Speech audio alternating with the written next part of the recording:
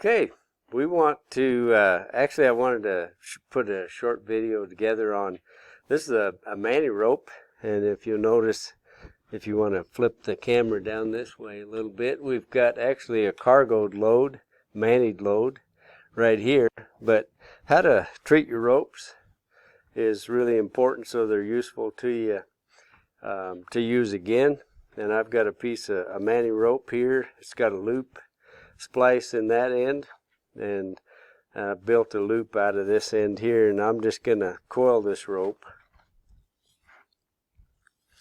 like that.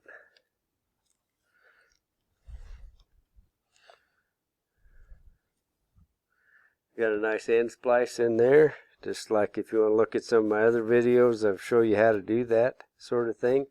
I'm going to take this loop that I've built in here, and I'm going to actually take it and twist it around my coil a couple of times if I can, and then I'm going to put the loop right back through here.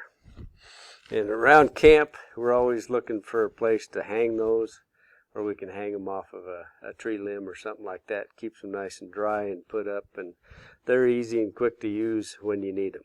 Okay, so that'll end this part of it, and if you're interested, you can watch us actually Mante up a load.